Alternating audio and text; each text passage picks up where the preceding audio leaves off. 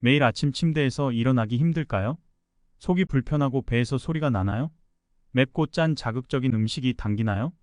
이 질문들의 하나라도 고개를 끄덕였다면 우리 몸을 지키는 힘 면역력을 키워야 할 때입니다. 면역력이란 우리 몸이 세균이나 바이러스 같은 병원체를 이겨내는 힘을 뜻합니다.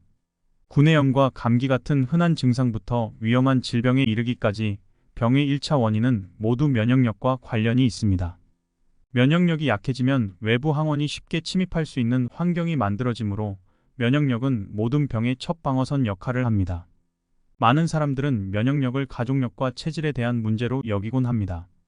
하지만 정작 면역력을 결정짓는 가장 중요한 요인은 몸의 환경이므로 병원체가 몸속에서 증식할 수밖에 없었던 내부 환경을 똑똑하게 분석하고 문제점을 개선한다면 몸은 더 나은 면역력을 가진 튼튼한 몸으로 변할 수 있습니다. 우리 몸은 어떠한 항원의 침입에도 얼마든지 스스로 회복할 수 있는 살아있는 존재이기 때문입니다. 제대로 아는 면역의 원리부터 면역력을 올리기 위해 당장 생활에서 실천할 수 있는 방법까지 책 완전 면역을 통해 더 자세히 알려드리겠습니다. 배달 주문이 늘면 면역력이 떨어집니다. 배달 음식은 우리 몸을 피곤하게 만듭니다. 2019년 이후 우리는 배달 음식을 많이 찾게 되었습니다. 배달 음식의 증가로 관련 식품위생법 위반 건이 2019년 대비 2020년에 12배 증가했습니다. 배달해 먹는 음식에는 얼마나 많은 첨가물이 사용되었는지 확인조차 되지 않습니다. 배달 음식을 많이 먹으면 몸이 피곤해집니다. 사람들은 배달 음식이 좋지 않다는 것을 알면서도 쉽고 편리하며 맛있는 배달 음식의 유혹을 이기기 어렵습니다. 얼마나 바삭하고 고소하고 쫄깃한 식감으로 우리를 유혹하는지 어쩌다 친구들과 함께 있다가 배달 음식을 먹었는데 그날 밤 물을 밤새 먹었던 기억이 납니다. 도대체 그 안에 무엇이 들어 있었던 것일까요? 밖에서 사 먹는 맛있는 음식 안에는 유해한 각종 첨가물이 들어 있습니다. 폴리인산나트륨이 대표적입니다. 이 마법의 첨가물을 넣은 튀김은 시간이 지나도 여전히 바삭합니다. 집에서는 아무리 잘 튀겨도 그렇게 만들지 못합니다. 첨가물을 밀가루에 넣으면 면발을 아주 쫄깃쫄깃하게 만들어주고 단무지에 넣으면 흐물흐물한 물을 탱탱하게 변신시켜줍니다. 그 외에도 세균 번식을 억제하고 맛을 좋게 해주는 다양한 기능을 합니다. 그런데 이런 첨가물을 우리가 안심하고 먹는 이유가 따로 있습니다. 첨가물 표시 규정 때문에 산도조절제라는 이름으로 표기되기 때문입니다. 산도조절제에는 구연산, 사과산, 수산화나트륨, 인산염, 염산, 푸마르산 등 화학물질의 종류가 5가지가 있습니다. 튀긴 음식에만 들어가는 것이 아니라 햄이나 소시지, 치킨 같은 육가공품, 각종 어묵류, 맛살, 음료수, 과자, 요제품, 사탕 등 웬만한 가공식품에 들어갑니다. 산도 조절제가 들어간 음식을 계속 먹으면 어떤 일이 일어날까요? 이런 첨가물을 계속 먹게 되면 혈액과 유전자까지도 문제가 될 수 있습니다. 구연산과 푸마르산의 과잉 섭취가 일어나면 적혈구가 줄어들고 급성 출혈 등의 부작용이 일어날 확률이 있습니다. 염색체 이상으로 인한 부작용도 일어날 수 있습니다. 인산염은 많이 섭취하면 칼슘 문제로 동맥 경화나 뼈 질환의 원인이 될 수 있습니다. 칼슘과인은 상호작용을 하는데 이미 많이 흡수되면 칼슘을 빼내 체액 균형을 맞춥니다. 칼슘은 뼈합성과 체액의 균형, 근육 건강을 위해서 반드시 필요한 물질이라는 것은 전 국민이 다 아는 사실입니다. 나트륨 과다 섭취가 위험하듯이 과다 섭취도 매우 위험하다는 사실을 기억해야 합니다. 뼈와 함께 근육과 신경 건강까지도 위협할 수도 있습니다. 동물 실험에서는 폴리인산나트륨이 신장 결석의 원인이 될 수 있다는 보고도 있습니다. 안전 섭취량은 안전하지 않다는 사실을 알아야 합니다. 우리 집에는 아주 친숙한 모습의 발암물질이 함께 살고 있습니다. 모든 질환들은 하루아침에 걸리는 병이 아닙니다. 언제 먹었는지 기억조차 없는 미세한 양의 화학물질들이 몸에 쌓여서 어떤 돌연변이를 일으킬지 모릅니다. 2015년 세계보건기구에서는 햄과 소시지 같은 가공육을 1급 발암물질로 발표했습니다. 영국 연구소에 따르면 영국에서 가공된 고기나 붉은 고기를 아무도 먹지 않는다면 암이 8,800건 더 적을 것이라는 발표를 했습니다. 미국의 암 전문가 윌리엄 리즌스키 박사는 대부분의 암은 30년에서 40년 전에 먹은 음식이 원인이라고 밝혔습니다. 햄과 소시지 같은 가공육에는 아질산 나트륨이 첨가되어 있습니다. 아질산 나트륨은 세균 번식을 억제하고 맛을 좋게 해주는 특징이 있습니다. 안전 섭취량의 기준으로는 70ppm 이하라고 합니다. 하지만 아주 적은 양이라도 몸속 구석구석에 쌓일 수 있는 성분입니다. 이 성분은 적혈구에 작용하여 헤모글로빈을 파괴합니다. 당장의 호흡 곤란이 오는 정도는 아닐지도 모르지만 몸속 어딘가에서 산소 부족을 일으키고 있을지도 모릅니다. 리진스키 박사는 당시 1,000명이 암으로 숨지는데 그 중에는 아질산 나트륨의 희생자가 제일 많다고 했습니다. 이 발표 후 유가공회사에서는 아질산 나트륨이 없는 제품을 만들기 시작했습니다. 그렇다고 안전할까요? 문제물질이 발표되면 소리 없이 사라지기도 하지만 또 어떤 첨가물이 연구되어 발암물질이 될지 모르는 위험이 도사린다는 것을 잊어서는 안 됩니다. 식품 첨가물 속에 섞여 있는 다양한 물질들의 상호작용이 누군가의 몸에서 어떤 작용을 할지는 아무도 모릅니다. 배달 음식을 자주 먹을수록 알 수 없는 첨가물은 내 몸에 차곡차곡 쌓입니다. 안전 섭취량의 기준을 생각하기 전에 내 몸에 해로운 물질이 쌓여가고 있다는 사실에 주목해야 합니다. 안전하다는 말은 즉각적으로 치명적이지 않다는 말일 뿐 지속적인 축적으로 인한 문제는 그 누구도 책임지지 않습니다. 자본주의 사회에서 업계는 이익 추구를 목표로 한다는 것을 잊어서는 안 됩니다. 상품 뒤에 숨겨진 진실을 찾기 위한 지식은 소비자의 몫입니다. 많은 배달 음식들이 바쁜 현대인에게 편리함의 모습으로 유혹하지만 편리함이 주는 작은 이익을 얻기 위해 질병이라는 고통과 맞바꿀 수는 없는 노릇입니다. 이것만은 꼭 기억합시다. 첫째, 산도 조절제 인산염은 뼈와 근육의 이상을 일으킵니다. 둘째, 안전 섭취량은 즉각적으로 치명적이지 않다는 말입니다. 셋째, 다양한 첨가물이 지속적으로 쌓이면 어떤 작용이 일어날지 모릅니다. 몸에 쌓인 독소가 면역력을 떨어뜨립니다. 장의 독소가 쌓이게 되는 요인은 음식 때문입니다. 한국인의 식사 패턴을 보면 최종 당화 산물과 정제당이 많이 쌓이는 식사를 합니다. 최종 당화 산물은 당이 결합된 지방이나 단백질을 의미합니다. 혈액 속의 당은 단백질과 지질 구조에 잘 달라붙어 구조를 변성시킵니다. 이것이 우리 몸의 여러 곳에 쌓이면서 노화와 염증을 유발합니다. 혈관의 단백질이 변성되면 혈관이 딱딱해지고 잘 터지는 동맥경화를 발생시킵니다. 뇌세포에 쌓이면 뇌혈관의 문제를 일으켜 치매와 알츠하이머의 원인이 됩니다. 또한 고혈압, 당뇨병, 동맥경화와 같은 만성질환, 비만, 관절염, 백내장, 피부의 기미와 주근깨 등도 최종 당화산물이 원인이 됩니다. 이런 현상은 왜 발생할까요? 매일 먹는 밥, 빵, 면류가 최종 당화산물을 생성합니다. 정제된 탄수화물 중심의 식사는 입에는 좋지만 몸에는 매우 불편한 식사입니다. 살아있는 음식에서만 얻을 수 있는 비타민, 미네랄, 효소, 항산화 영양소, 섬유질 등 중요한 영양소가 결핍되어 있습니다. 수렵채집 생활을 하던 사람들과 농경 생활을 하던 사람들의 건강 상태를 비교한 결과 수렵채집 시절의 사람들이 더 건강했다는 보고가 있습니다. 책 질병의 탄생에 따르면 만성질환과 질병이 늘어나기 시작한 것은 농업혁명 이후부터입니다. 1만 년 전의 사람들은 농경 생활을 하기 전의 사람들보다 키도 10cm가량 더 컸고 질병이 잘 생기지 않았습니다. 수렵채집 생활에서는 자연 그대로의 음식을 섭취할 기회가 많았기 때문입니다. 과일을 따먹고 물고기를 잡아먹으면서 탄수화물은 곡식보다 과일에서 얻었습니다. 자연 그대로의 음식은 몸이 필요로 하는 필수 영양소를 충분히 공급합니다. 장내 미생물의 균형이 깨지면 면역 스위치가 꺼집니다. 밥, 빵, 면류와 같은 음식에는 섬유질이 중요한 영양소로서 결핍되어 있습니다. 섬유질 부족은 변비를 비롯한 대장염, 염증성 장질환 등 다양한 장질환의 원인이 됩니다. 섬유질은 건강한 장 내 환경을 조성하는 중요한 요소입니다. 결핍되면 건강한 장 마이크로바이옴, 즉 장에 사는 세균과 그 생태계를 올바르게 유지할 수 없게 됩니다. 장내 미생물의 개체 수도 적고 유전자도 부족합니다. 장내 미생물이 만드는 생태계는 또 다른 우주를 연상시킵니다. 우리 몸의 세포 수는 약 37조 개이지만 장내 미생물은 그보다 100배가 넘는 수의 유전자를 가지고 있습니다. 덴마크 코펜하겐 대학교 올루프 페데르센이 이끄는 연구팀은 300명의 소아관에서 채취한 마이크로바이옴을 대상으로 세균들의 유전자 개수를 비교한 결과 유전자 개수가 적은 지원자가 많은 지원자보다 비만, 염증, 대사 문제가 더 흔하다는 것을 확인했습니다. 장내 미생물은 사람의 신진대사에 긴밀하게 관여하고 있으며 음식물의 소화를 돕고 식사로부터 결핍된 비타민과 미네랄을 생산합니다. 또한 면역작용에도 직간접적으로 영향을 주며 면역세포를 도와 적군과 아군을 구분하도록 교육합니다. 미생물은 항균 물질을 분비하여 위험한 미생물을 쫓아냅니다. 예를 들면 섬유질이 부족한 상황에서 배가 고픈 세균들이 아무거나 먹다가 소화관 점액층까지 먹을 수 있습니다. 그러면 점액층 바로 아래에 있는 면역세포들이 과한 면역작용을 일으켜 궤양성 대장염과 크론병과 같은 장질환이 발생할 수 있습니다.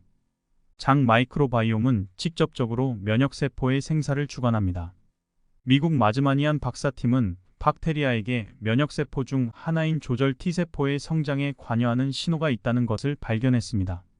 생주시험에서 조절 T세포가 특정 박테리아가 없을 때는 성장하지 않는다는 것을 발견했습니다. 생주의 마이크로바이옴이 불완전하다면 면역계도 불완전해집니다. 박테리아는 장점막 안에 있는 면역세포를 거쳐서 조절 T세포에게도 전쟁 준비를 하라는 신호를 보냅니다. 박사팀은 DNA 안의 성장세포에 대한 신호가 부족하기 때문에 박테리아의 도움을 받아 면역세포를 자극하는 것으로 보입니다. 이러한 사실을 통해 사람은 자신의 DNA와 장 마이크로바이옴의 DNA가 함께 어우러진 초유기체임을 알 수 있습니다. 사람을 이루는 유전자의 양보다 오히려 장 마이크로바이옴의 양이 훨씬 더 많으니 미생물 덕분에 생명을 유지하고 있다고 해도 과언이 아닙니다. 그러나 장 마이크로바이옴은 항생제에 의해 끔찍하게 무너집니다. 항생제를 먹으면 장 상태가 거의 무균 상태로 초기화되며 균이 다시 장 안에 가득 채워지기까지 약 90일이 걸립니다. 만약 90일 동안 문제가 되는 균이 들어온다면 모든 군인이 외박을 나간 무방비 상태라고 볼 수 있습니다.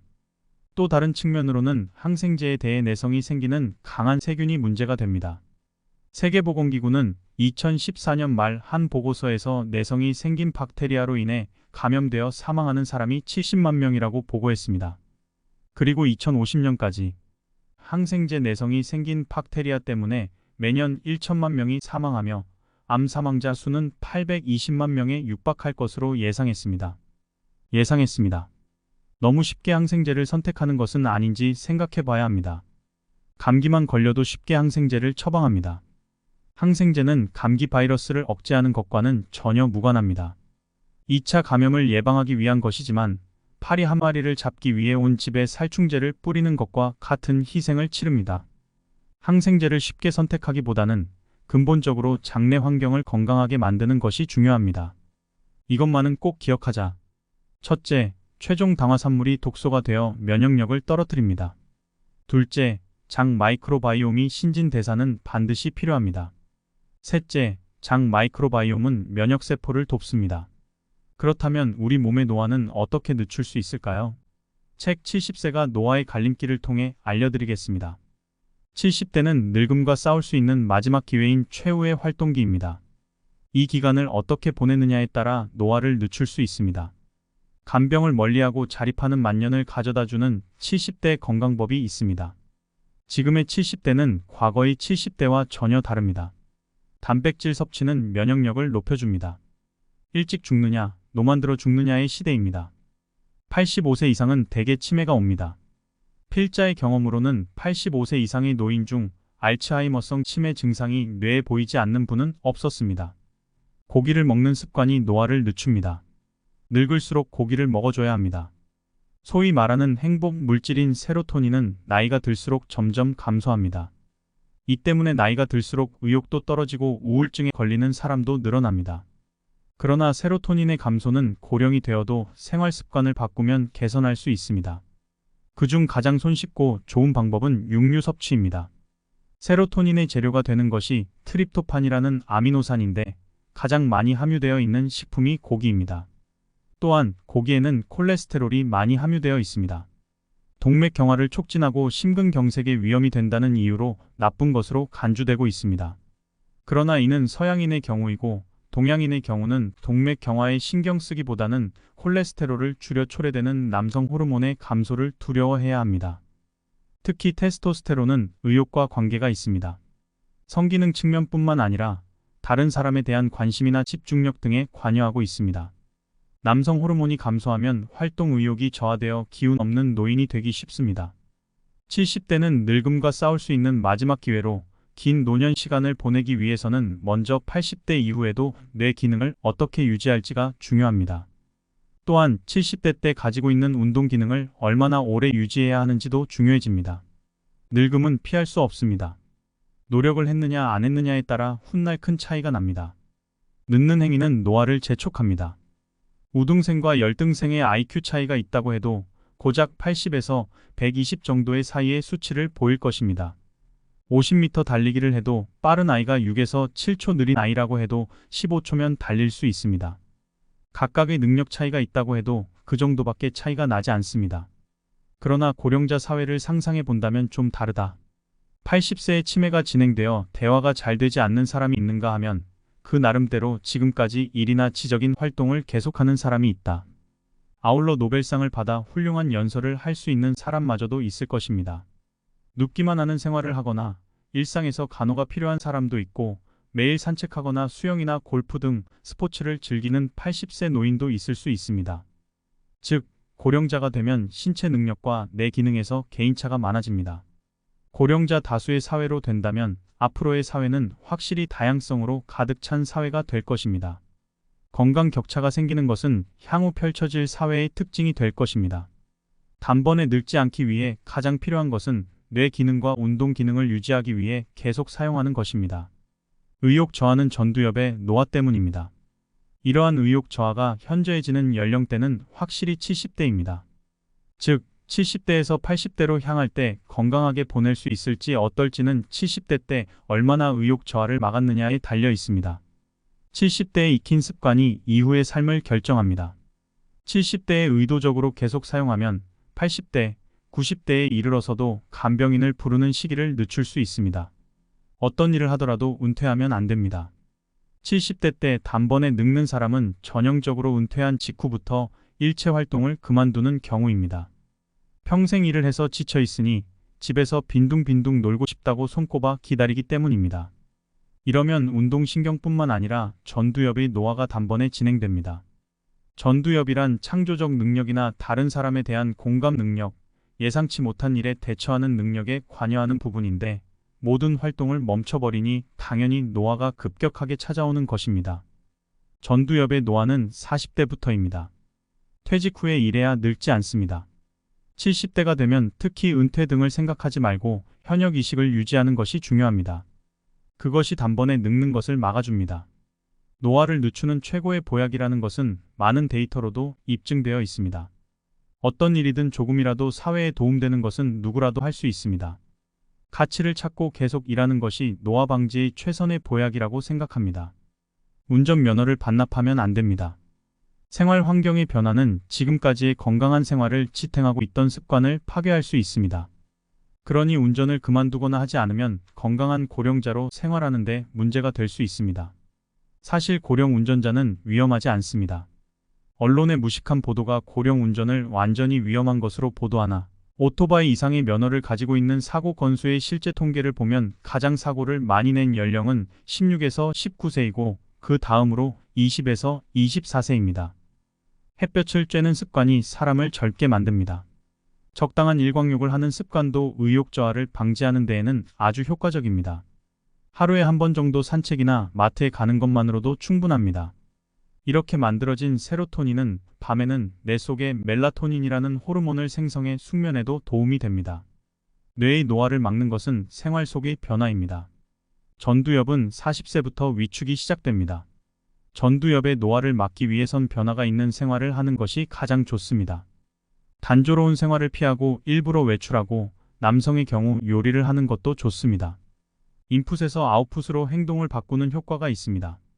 혼자 독서하는 것보다 동호회에 나가서 발표하는 것이 전두엽 활성화에 훨씬 큰 도움이 됩니다. 지인과 토론하는 것도 젊게 만듭니다. SNS를 즐기는 것도 좋습니다. 70대의 운동 습관을 들이는 법은 몸에 좋다고 해서 무리해서 운동을 하면 안 됩니다. 느슨한 운동이 효과적입니다. 일상생활에서 엘리베이터 말고 계단을 이용해 보세요. 발밑을 보고 있으면 잘 알 수 있는데 계단을 성큼성큼 내려갈 수 있다는 것은 아직 다리가 젊다는 것입니다. 넘어지려고 하면 그만두는 편이 좋습니다. 하지만 무리가 없을 정도로 계단을 이용하여 다리 힘을 유지합시다. 초중 걷기 운동이 매우 유익한 운동입니다. 소중에서의 운동은 전신 운동입니다. 부력 때문에 관절에 부하가 걸리지 않아 고령자도 안심할 수 있습니다. 또한 골프나 테니스 등 젊었을 때부터 계속하고 있는 스포츠가 있다면 은퇴하지 않는 한 계속해야 합니다. 어떠셨나요? 오늘은 여러분이 건강을 지킬 수 있는 습관들을 알려드렸는데요. 영상이 도움이 되셨다면 소중한 분들에게 공유해 주시고 구독과 좋아요 한 번씩 눌러주세요. 감사합니다. 매일 아침 침대에서 일어나기 힘들까요? 속이 불편하고 배에서 소리가 나나요? 맵고 짠 자극적인 음식이 당기나요? 이 질문들의 하나라도 고개를 끄덕였다면 우리 몸을 지키는 힘 면역력을 키워야 할 때입니다. 면역력이란 우리 몸이 세균이나 바이러스 같은 병원체를 이겨내는 힘을 뜻합니다. 구내염과 감기 같은 흔한 증상부터 위험한 질병에 이르기까지 병의 1차 원인은 모두 면역력과 관련이 있습니다. 면역력이 약해지면 외부 항원이 쉽게 침입할 수 있는 환경이 만들어지므로 면역력은 모든 병의 첫 방어선 역할을 합니다. 많은 사람들은 면역력을 가족력과 체질에 대한 문제로 여기곤 합니다. 하지만 정작 면역력을 결정짓는 가장 중요한 요인은 몸의 환경이므로 병원체가 몸속에서 증식할 수밖에 없었던 내부 환경을 똑똑하게 분석하고 문제점을 개선한다면 몸은 더 나은 면역력을 가진 튼튼한 몸으로 변할 수 있습니다. 우리 몸은 어떠한 항원의 침입에도 얼마든지 스스로 회복할 수 있는 살아있는 존재이기 때문입니다. 제대로 아는 면역의 원리부터 면역력을 올리기 위해 당장 생활에서 실천할 수 있는 방법까지 책 완전 면역을 통해 더 자세히 알려드리겠습니다. 배달 주문이 늘면 면역력이 떨어집니다. 배달 음식은 우리 몸을 피곤하게 만듭니다. 2019년 이후 우리는 배달 음식을 많이 찾게 되었습니다. 배달 음식의 증가로 관련 식품위생법 위반 건이 2019년 대비 2020년에 12배 증가했습니다. 배달해 먹는 음식에는 얼마나 많은 첨가물이 사용되었는지 확인조차 되지 않습니다. 배달 음식을 많이 먹으면 몸이 피곤해집니다. 사람들은 배달 음식이 좋지 않다는 것을 알면서도 쉽고 편리하며 맛있는 배달 음식의 유혹을 이기기 어렵습니다. 얼마나 바삭하고 고소하고 쫄깃한 식감으로 우리를 유혹하는지 어쩌다 친구들과 함께 있다가 배달 음식을 먹었는데 그날 밤 물을 밤새 먹었던 기억이 납니다. 도대체 그 안에 무엇이 들어 있었던 것일까요? 밖에서 사 먹는 맛있는 음식 안에는 유해한 각종 첨가물이 들어 있습니다. 폴리인산나트륨이 대표적입니다. 이 마법의 첨가물을 넣은 튀김은 시간이 지나도 여전히 바삭합니다.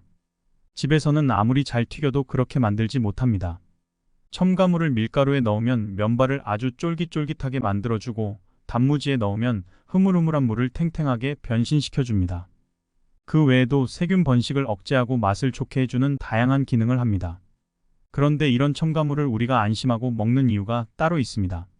첨가물 표시 규정 때문에 산도조절제라는 이름으로 표기되기 때문입니다. 산도조절제에는 구연산, 사과산, 수산화나트륨, 인산염, 염산, 푸마르산 등 화학물질의 종류가 5가지가 있습니다. 튀긴 음식에만 들어가는 것이 아니라 햄이나 소시지, 치킨 같은 유가공품, 각종 어묵류, 맛살, 음료수, 과자, 요제품, 사탕 등 웬만한 가공식품에 들어갑니다. 산도 조절제가 들어간 음식을 계속 먹으면 어떤 일이 일어날까요? 이런 첨가물을 계속 먹게 되면 혈액과 유전자까지도 문제가 될 수 있습니다. 구연산과 푸마르산의 과잉 섭취가 일어나면 적혈구가 줄어들고 급성 출혈 등의 부작용이 일어날 확률이 있습니다. 염색체 이상으로 인한 부작용도 일어날 수 있습니다.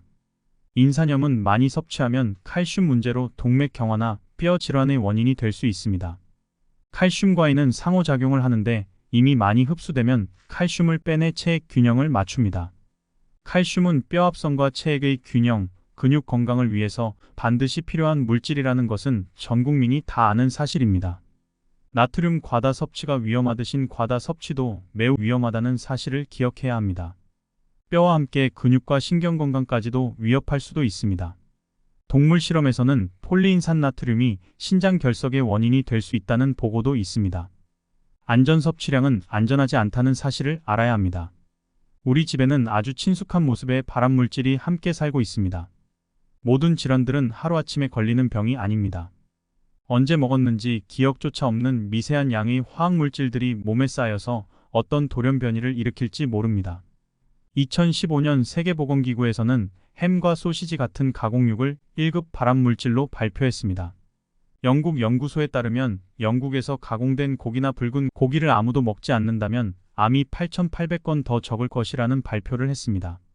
미국의 암 전문가 윌리엄 리즌스키 박사는 대부분의 암은 30년에서 40년 전에 먹은 음식이 원인이라고 밝혔습니다. 햄과 소시지 같은 가공육에는 아질산 나트륨이 첨가되어 있습니다.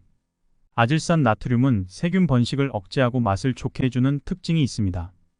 안전 섭취량의 기준으로는 70ppm 이하라고 합니다. 하지만 아주 적은 양이라도 몸속 구석구석에 쌓일 수 있는 성분입니다. 이 성분은 적혈구에 작용하여 헤모글로빈을 파괴합니다. 당장의 호흡 곤란이 오는 정도는 아닐지도 모르지만 몸속 어딘가에서 산소 부족을 일으키고 있을지도 모릅니다. 리즌스키 박사는 당시 1,000명이 암으로 숨지는데 그 중에는 아질산 나트륨의 희생자가 제일 많다고 했습니다. 이 발표 후 육가공회사에서는 아질산 나트륨이 없는 제품을 만들기 시작했습니다. 그렇다고 안전할까요?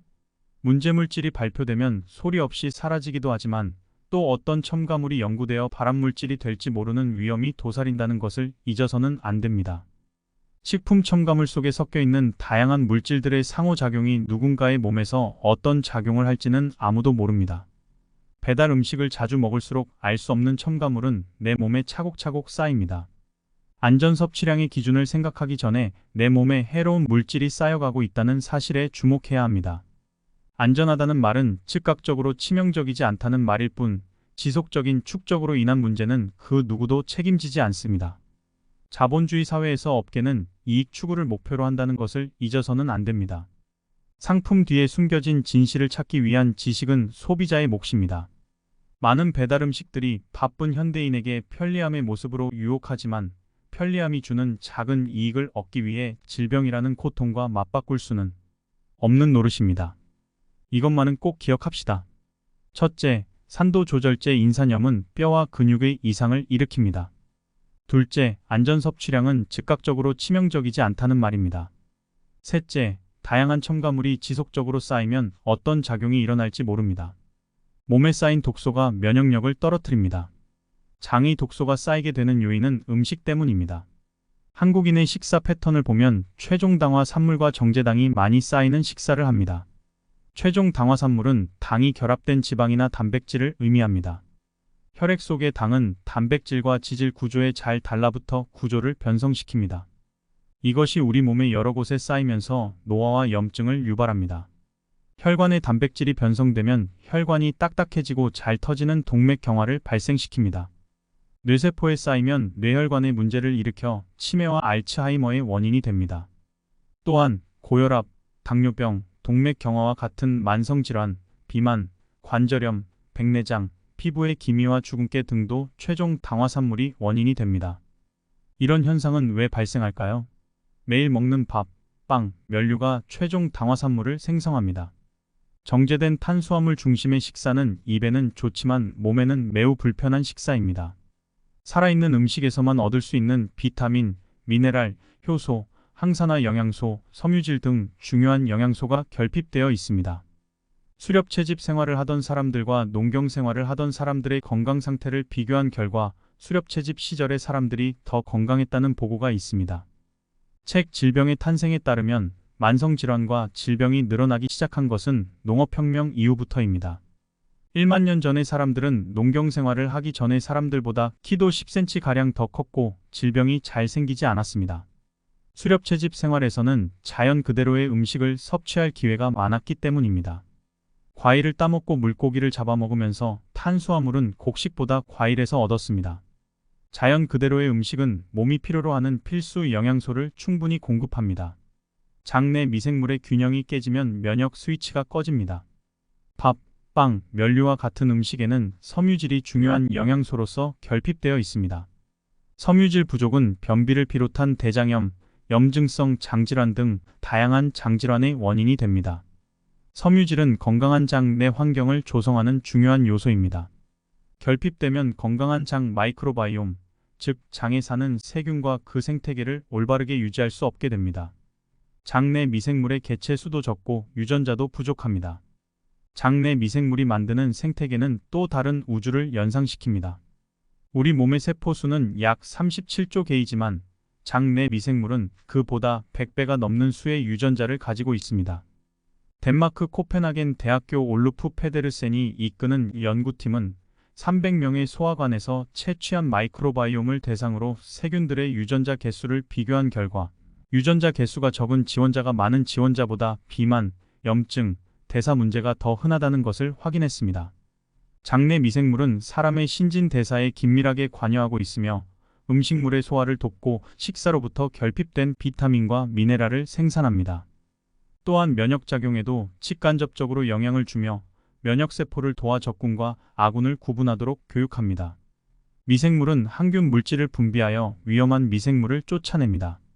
예를 들면 섬유질이 부족한 상황에서 배가 고픈 세균들이 아무거나 먹다가 소화관 점액층까지 먹을 수 있습니다. 그러면 점액층 바로 아래에 있는 면역세포들이 과한 면역작용을 일으켜 궤양성 대장염과 크론병과 같은 장질환이 발생할 수 있습니다. 장 마이크로바이옴은 직접적으로 면역세포의 생사를 주관합니다. 미국 마즈마니안 박사팀은 박테리아에게 면역세포 중 하나인 조절 T세포의 성장에 관여하는 신호가 있다는 것을 발견했습니다. 생주시험에서 조절 T세포가 특정 박테리아가 없을 때는 성장하지 않는다는 것을 발견했습니다. 생주의 마이크로바이옴이 불완전하다면 면역계도 불완전해집니다. 박테리아는 장점막 안에 있는 면역세포를 거쳐서 조절 T세포에게도 전쟁 준비를 하라는 신호를 보냅니다. 박사팀은 DNA 안의 성장세포에 대한 신호가 부족하기 때문에 박테리아의 도움을 받아 면역세포를 자극하는 것으로 보입니다. 이러한 사실을 통해 사람은 자신의 DNA와 장 마이크로바이옴의 DNA가 함께 어우러진 초유기체임을 알 수 있습니다. 사람을 이루는 유전자의 양보다 오히려 장 마이크로바이옴의 양이 훨씬 더 많으니 미생물 덕분에 생명을 유지하고 있다고 해도 과언이 아닙니다. 그러나 장 마이크로바이옴은 항생제에 의해 끔찍하게 무너집니다. 항생제를 먹으면 장 상태가 거의 무균 상태로 초기화되며 균이 다시 장 안에 가득 채워지기까지 약 90일이 걸립니다.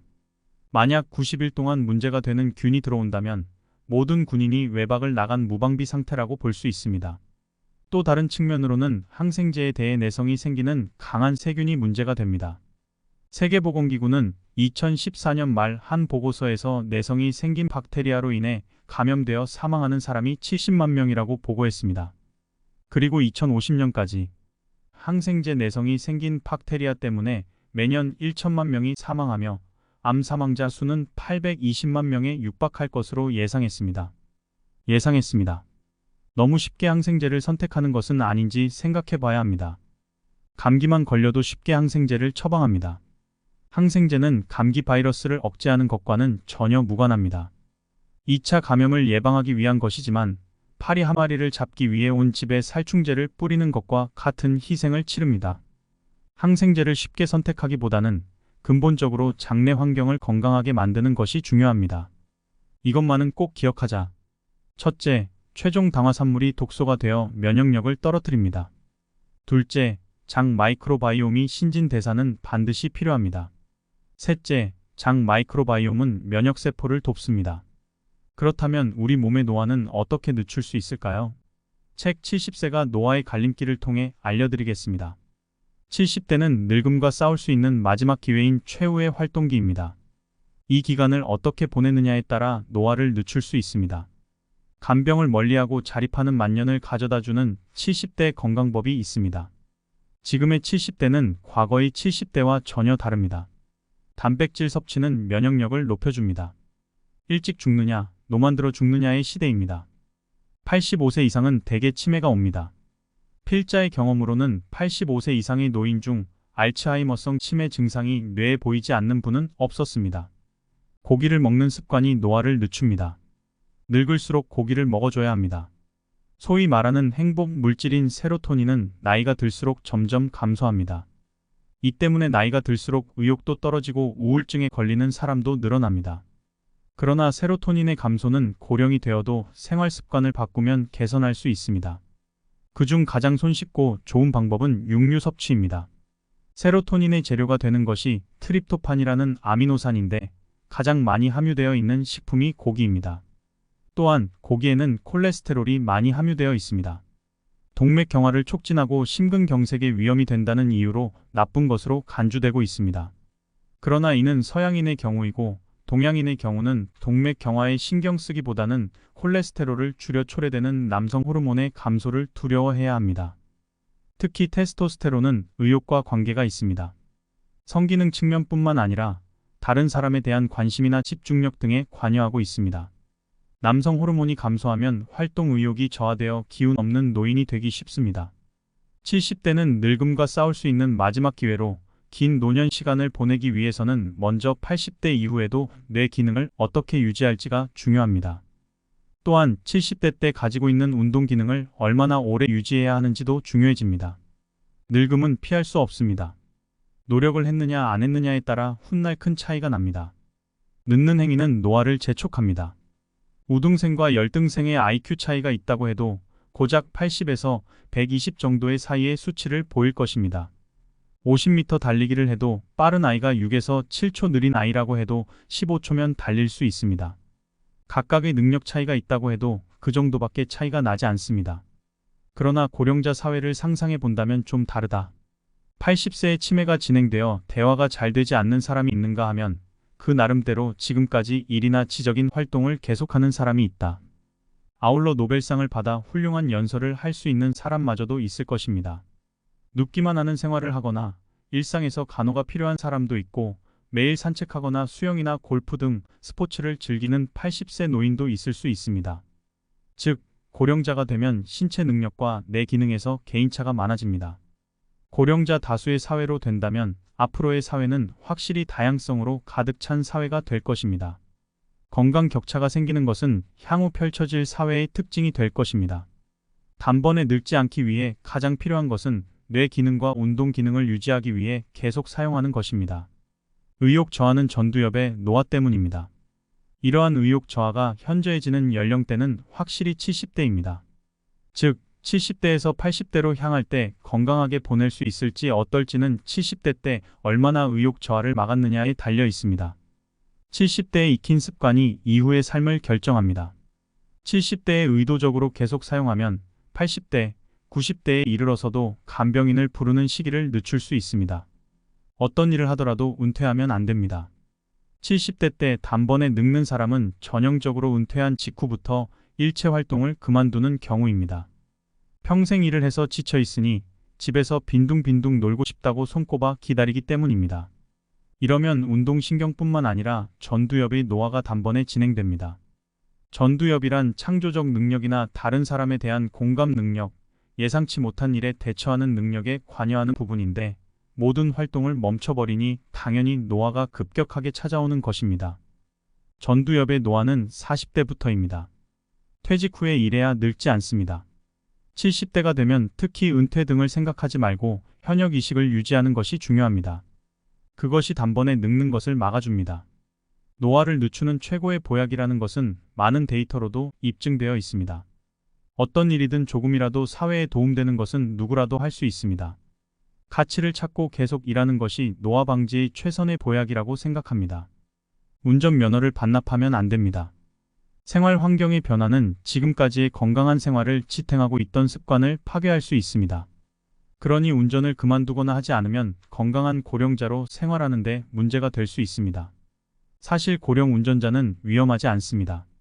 언론의 무식한 보도가 고령 운전을 완전히 위험한 것으로 보도하나 오토바이 이상의 면허를 가지고 있는 사고 건수의 실제 통계를 보면 가장 사고를 많이 낸 연령은 16에서 19세이고 그 다음으로 20에서 24세입니다. 햇볕을 쬐는 습관이 사람을 젊게 만듭니다. 적당한 일광욕을 하는 습관도 의욕 저하를 방지하는 데에는 아주 효과적입니다. 하루에 한 번 정도 산책이나 마트에 가는 것만으로도 충분합니다. 이렇게 만들어진 세로토닌은 밤에는 뇌 속의 멜라토닌이라는 호르몬을 생성해 숙면에도 도움이 됩니다. 뇌의 노화를 막는 것은 생활 속의 변화입니다. 전두엽은 40세부터 위축이 시작됩니다. 전두엽의 노화를 막기 위해선 변화가 있는 생활을 하는 것이 가장 좋습니다. 단조로운 생활을 피하고 일부러 외출하고 남성의 경우 요리를 하는 것도 좋습니다. 인풋에서 아웃풋으로 행동을 바꾸는 효과가 있습니다. 혼자 독서하는 것보다 동호회에 나가서 발표하는 것이 전두엽 활성화에 훨씬 큰 도움이 됩니다.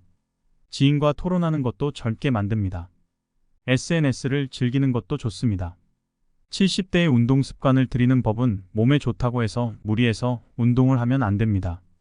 느슨한 운동이 효과적입니다. 일상생활에서 엘리베이터 말고 계단을 이용해 보세요. 발밑을 보고 있으면 잘 알 수 있는데 계단을 성큼성큼 내려갈 수 있다는 것은 아직 다리가 젊다는 것입니다. 넘어지려고 하면 그만두는 편이 좋습니다. 하지만 무리가 없을 정도로 계단을 이용하여 다리 힘을 유지합시다.